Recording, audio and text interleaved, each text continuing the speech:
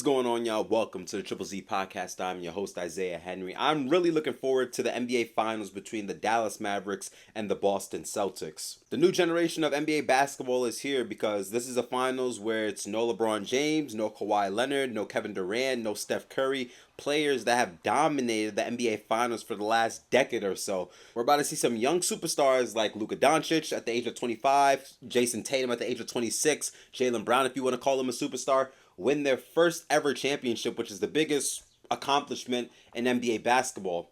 When we talk about these two teams that are about to match up in the NBA Finals between the Celtics and the Mavericks, both teams went through completely different routes leading up to the NBA Finals. Let's start with the Boston Celtics.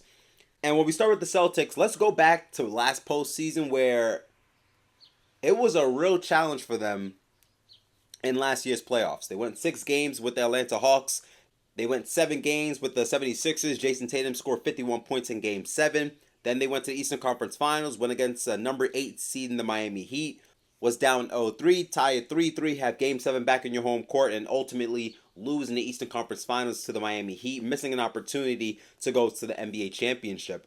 And then when you look at this postseason for the 2024 NBA playoffs with the Boston Celtics, a lot of people have said it, and I agree with it. It's been an easy route for them. It really has. And I've said it multiple times in my other videos. It's not their fault that they're going against teams that don't have their star players. Jimmy Butler's injury, Donovan Mitchell, Jared Allen, Tyrese Halliburton's injuries, all those players' injuries have nothing to do with the Boston Celtics. And when you're trying to contend for a championship, health is a big factor. You have to be lucky in some degree, whether it's health, your players, your rotation, everybody being on the same page. You have to have some type of luck, and the Boston Celtics have been the luckiest, at least in the Eastern Conference, with having their stars really healthy. Now, I know Kristaps Porzingis was injured with the calf strain injury, was out for 5 weeks, but he's officially back for Game 1 of the NBA Finals. Once the Boston Celtics acquired Jrue Holiday and Kristaps Porzingis, two players that have helped them significantly on both ends of the court. As we know, with Jrue Holiday, one of the best point of attack defenders, will probably be guarding Luka Doncic or Kyrie Irving.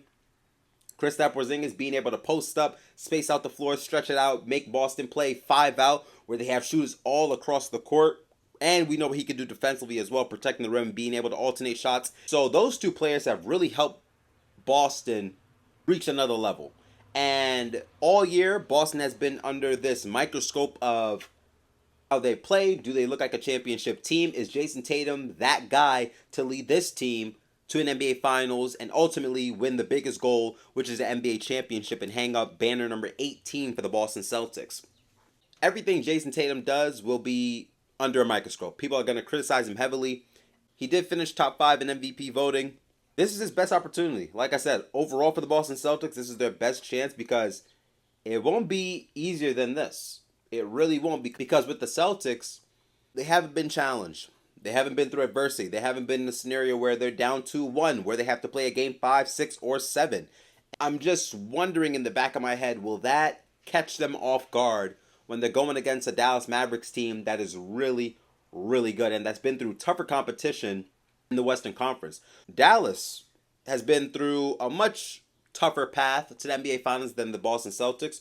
Round 1, they go against the Los Angeles Clippers. Now, I know Kawhi Leonard wasn't in that first round. He was injured a couple of games, but they still had to go against Paul George, James Harden, and Russell Westbrook as well, and Tyronn Lue as a championship coach. Round 2, they go against the number 1 seed in OKC with a top 3 MVP candidate in SGA.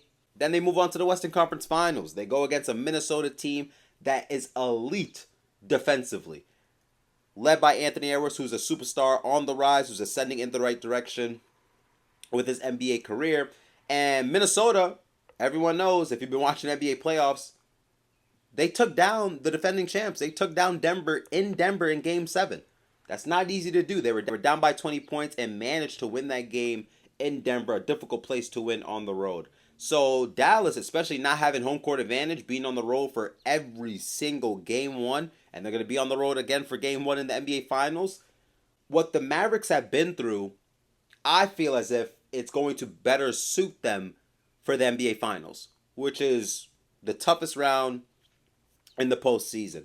And when these two teams go against each other, there's going to be a lot of interesting matchups. There's going to be a lot of entertaining narratives and storylines. Obviously, we have Kyrie Irving going back to the Boston Celtics, going back to TD Garden where he's not beloved. I know for game one, he's going to get booed out the arena. You have Kristaps Porzingis going back to Dallas, and Kristaps Porzingis and the Mavericks isn't even on the same level of Kyrie and Boston, but with Kristaps Porzingis, it was more of a disappointment. So I'm not sure how Dallas fans are going to respond to when they see KP on the floor in games 3 and 4, but he'll probably get booed. He'll probably, get some mean looks, hear some comments from the fans and the audience in the game. Nothing crazy. I understand that Tatum and Luka are in a position where they're young superstars that can be the main guy on their team to win a championship. I understand those two are going to go back and forth.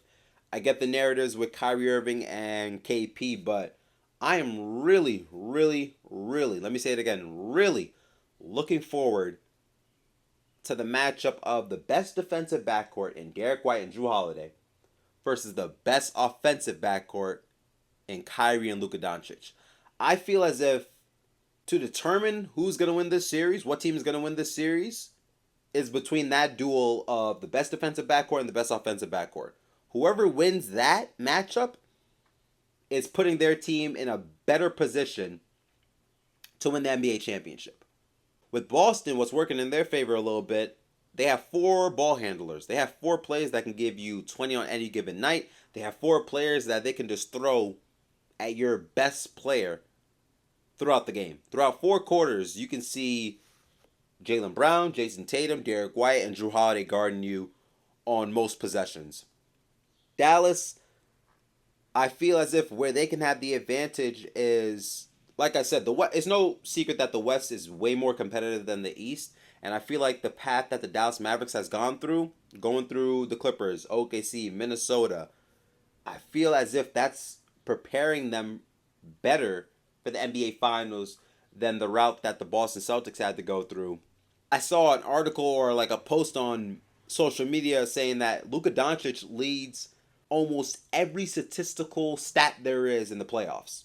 Points, rebounds, assists, field goal percentage, free throw attempts, whatever you can name, Luka is probably first in that stat, which is crazy. It's just crazy what he's able to do at the age of 25. And then he has somebody like Kyrie Irving being a leader for the Dallas Mavericks who's been to the finals, who knows what it takes to win it all.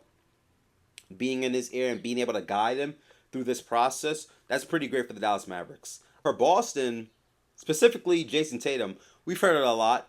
This can be the summer of Jayson Tatum. Because if he gets a championship and finals MVP, he's going into Paris as the guy. He's going into Paris, he's going into the Olympics as the guy. And then if he wins a gold medal, what a summer it has been for Jayson Tatum. It's been a great summer for Jayson Tatum. But this series is going to be tough, entertaining, spectacular, whatever you can name it, it's going to be that. Everything and more. I'm looking forward to it. Like I said, I got the Mavericks in 6. Luka Doncic will be the best player, but the Celtics, they definitely can win this series. Don't get me wrong on that.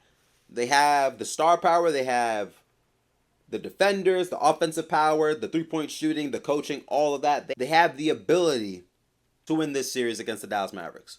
Thank you guys for listening to the Triple Z podcast. Please like, subscribe to the channel. Let me know down in the comment section who you got winning the NBA championship and who you have winning finals MVP. I'll see you guys next time. Zzz.